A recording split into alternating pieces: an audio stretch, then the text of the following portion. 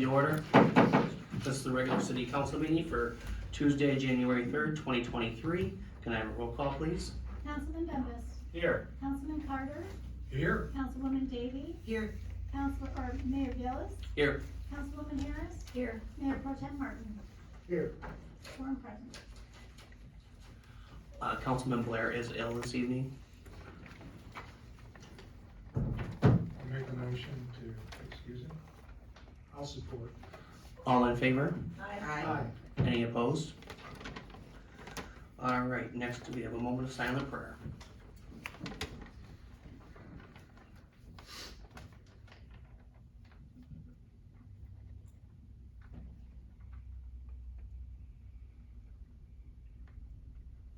Please rise for the pledge.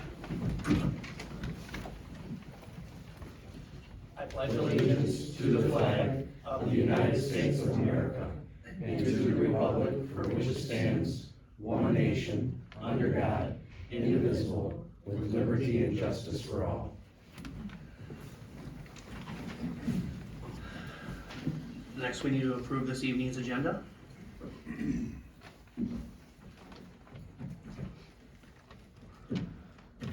So moved. Support. Any questions, comments, or concerns?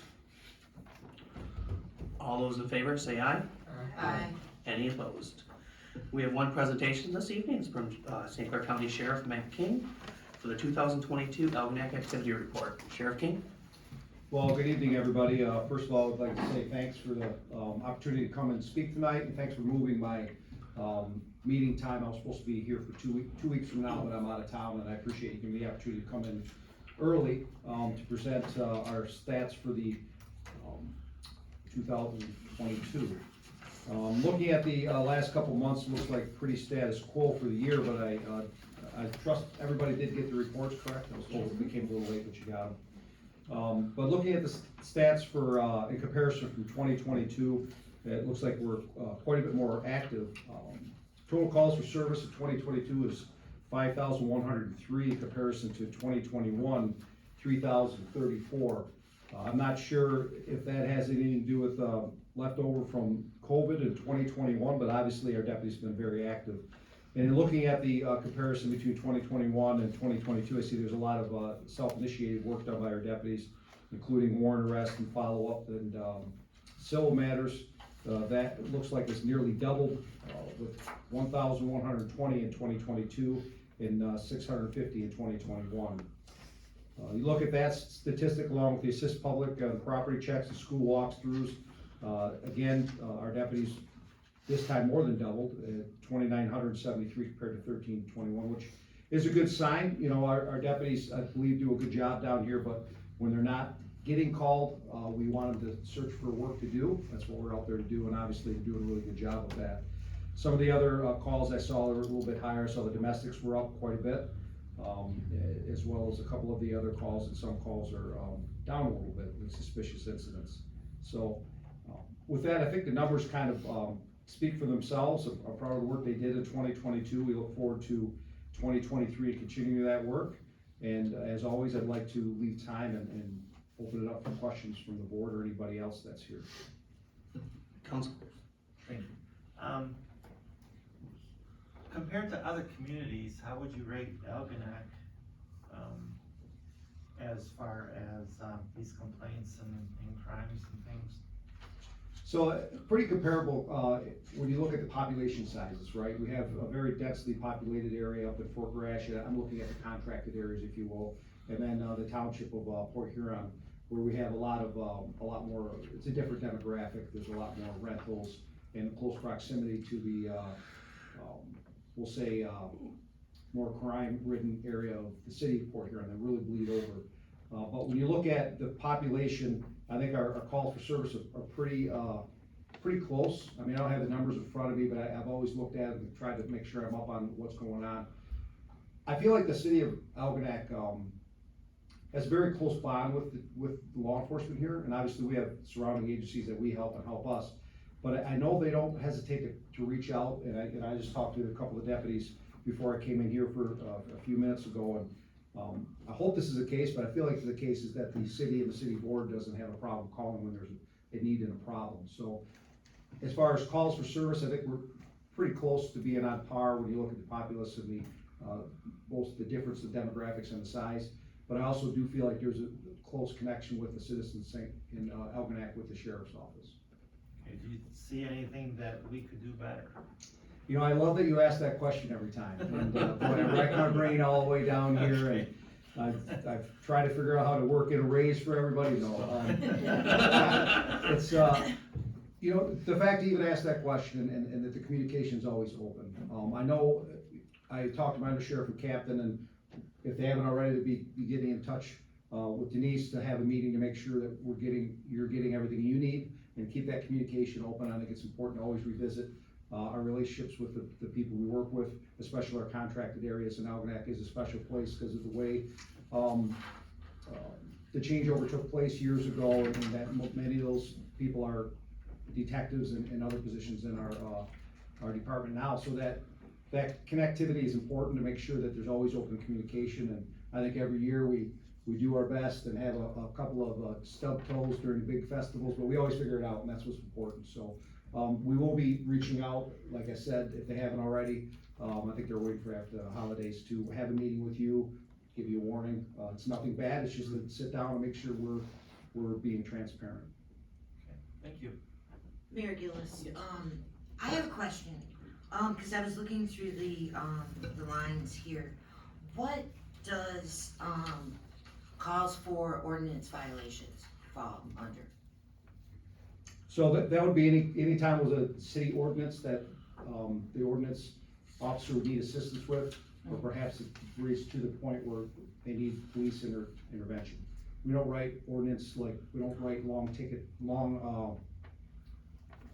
your lawn being not, cut, like blight tickets and things like that. Right. We do assist on some of those investigations. And what does that fall under on this list? Does it fall under the miscellaneous that has civil matters and follow-ups? Or does that fall under assist public property checks and? So it would probably, and I say probably because it depends on how it's coded on the deputies daily, that's how we keep all our stats. It would probably be either assist publics, miscellaneous assist public, or the assist other departments. Assist other departments? Yes, Okay. even though it's the same Right. municipality, it's a different department. Okay, that's why I was curious, Yeah. cause I saw assist other departments. Yeah, it should be under assist other department, but by all means, if the deputy writes down assist public, they get there and they see it's straight civil, and it's not even anything to do with. So to explain it, the calls go out, they come into dispatcher types up how the call goes out, and it can go out as a blight complaint with assisting the blight officer, but the deputy may get there and see it's a total civil, and they'll code it as civil, and that's how it gets printed into our system for statistics. Got it, thank you, I appreciate it. Mayor Gillis? Yes. I don't know if you stated the number of calls for service from last year to this year, but I'd like everybody that's able to watch and hear that we had a total number of service calls of 5,103, and the previous year it was 3,034.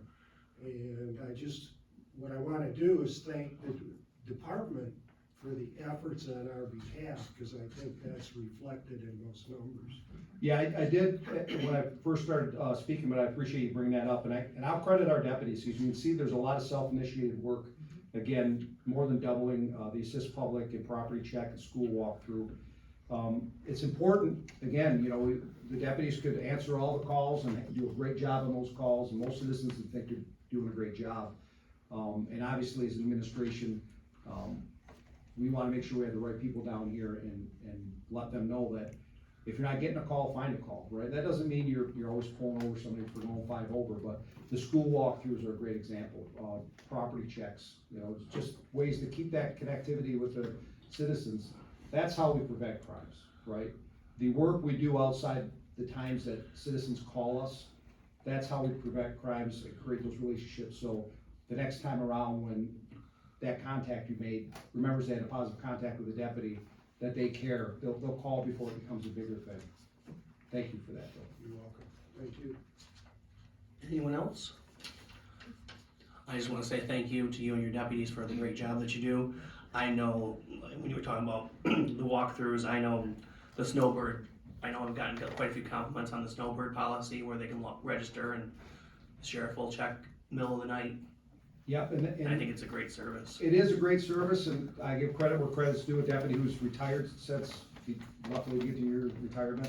That was his idea, his initiative, he took that on all by himself, so I'm proud that, you know, we've got deputies that are pushing cars, but always keeping the brain open for, better ways to serve our community. Thank you very much. Thank you.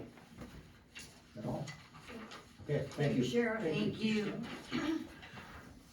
All right, next up, we have public comment. If anybody would like to speak before the council, state your name and address, and you have 5 minutes to speak.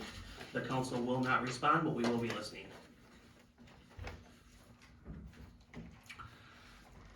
Don't everybody fight. One at a time, please. Okay, well, moving on.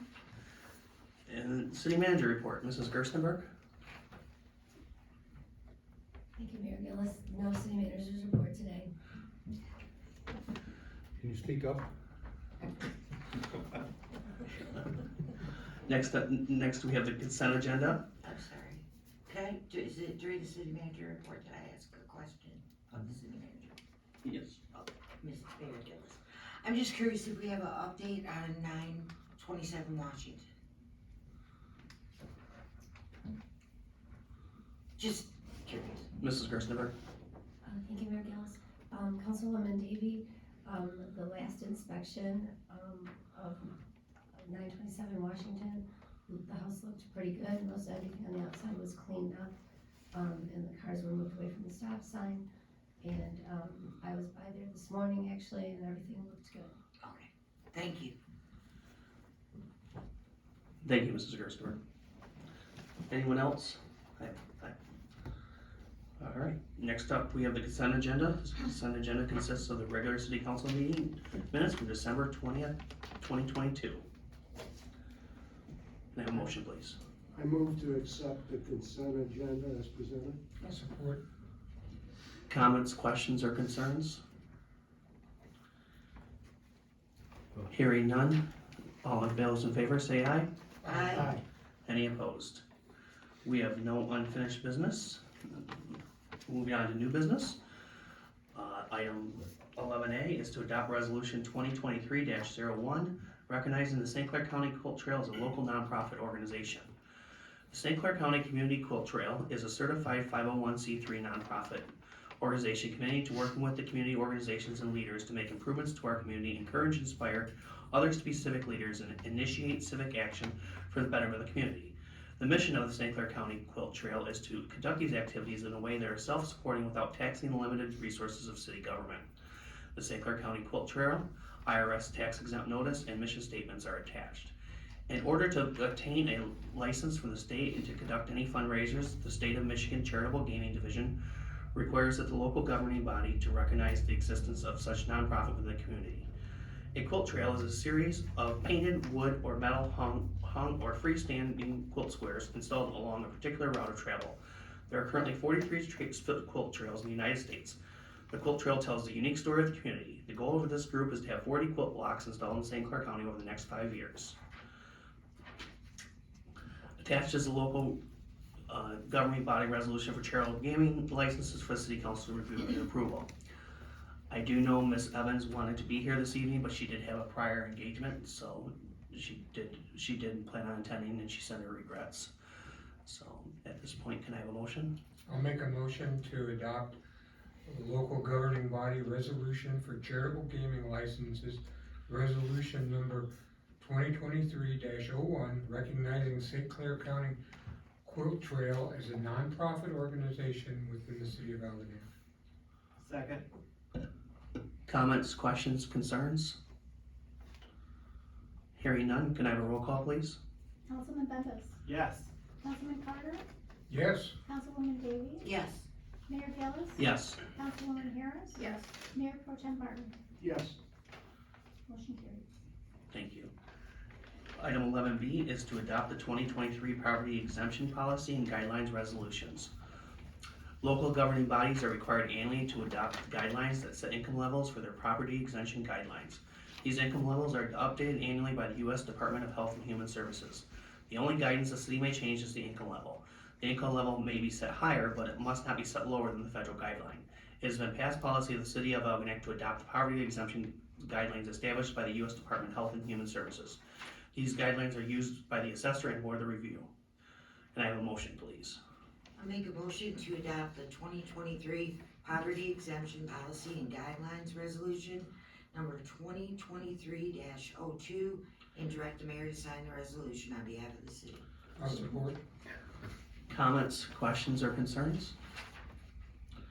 Hearing none, can I have a roll call, please? Councilman Carter, Yes. Councilwoman Davy, Yes. Mayor Gillis, Yes. Councilwoman Harris, Yes. Mayor Pro Tem Martin, Yes. Councilman Bembas. Yes. Motion carried. Next up, we have the accounts payable. I'll make a motion to approve accounts payable and payroll in the amount of $294,977.45. Support. Comments, questions, or concerns? Roll call? Councilman Carter, Yes. Councilwoman Davy, Yes. Mayor Gillis, Yes. Councilwoman Harris, Yes. Mayor Pro Tem Martin, Yes. Councilman Bembas. Yes. Motion carried. Items for our next agenda. Mrs. Gerstenberg? Thank you, Mayor Gillis. We have the Fire Department National Fire Incident Reporting System Renewal. We have a proposal for an update of the master plan and an audit report presentation by McBride Neal. Thank you. Council comments. Councilman Bembas. Hi, everybody. Very short meeting today, wow. Yeah, is that record? It's winter, not a lot to do, but there's a lot to do. On January 21st is the Boy Scout Chili Cook-Off at the VFW Hall. And even though it's supposed to be chilly, I'm gonna make a soup that I like better than chili and bring that. So if you like dill pickle soup, come on by, 'cause that's what I'm gonna make. And if you don't, you're better than sitting at home and watching Oak Island and seeing them find nothing again. On January 25th, at the First Lutheran Church, is a group called Sisters Act Out. It is a group of, well, I'll read it. It'll sound better if I read it. What happens when God reunites a group of girlfriends who all attended Catholic school? Well, they recall their Catholic school experiences, put on nun habits, write funny songs, and go out on the road to sing and dance. They hope you get a kick out of their ages, their music, funny lyrics, and spirit of joy. So again, we could sit at home and watch reruns of Gunsmoke, and trust me, Matt Dillon will get the bad guy. Or we can come out here and have a good spaghetti dinner, some fellowship, at First Lutheran Church. Doors open at 5:30, and I'm sure Mr. Arpan is cooking the spaghetti, so hopefully we see you all there. Thank you. Councilman Carter? Happy New Year, everyone. Thanks for coming. Sheriff King and deputies, we really appreciate you coming tonight. We appreciate what you do in our community. Looking forward to a great 2023, and thanks again for coming and what you do. Councilwoman Davy? Happy New Year. Thank you, gentlemen. It was great. I am giving everyone fair warning that it's just about time for the Arc of St. Clair County's auction. And I'm hitting everybody up at some point, so fair warning. I will be getting everybody together and getting some money. I was at the event for Jim Fernandez over the weekend at Lions Club. It was great. He looks wonderful. It was a wonderful night. I had a blast. And that's about all I got. Thank you. Councilwoman Harris? Just want to thank everyone for coming, Sheriff and the Sheriff's Department, thank you so much for all the work you guys do, and Happy New Year, thank you. Mayor Pro Tem Martin? Yeah, I'd like to thank the Algonac Lions Club for awarding homes for the Christmas decorations this year. And congratulations to the homeowners for their efforts. It brightens up our holidays. And if anybody wants to see the pictures, they're on Algonac Lions Facebook. And you can look them up and see, if you didn't notice, who's awarded.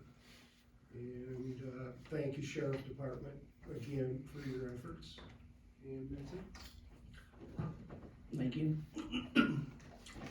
Well, I hope everyone, pardon me, I hope everyone had a great holiday season.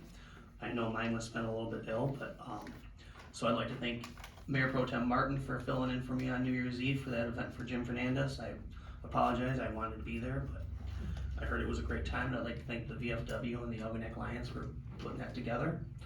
I too would like to thank the Algonac Lions for the Christmas decoration tour. It's nice to bring some old traditions back. Thank you to the Sheriff's Department and the deputies for everything you guys do. It's great to feel so safe in our small little community. And other than that, I think that's all I have this evening. So at this point, Mr. Blair is not here, so I need somebody to fill in for him. I'll make a motion that we adjourn. Support. All in favor? Aye. Any opposed? We're adjourned. I'd like the record, for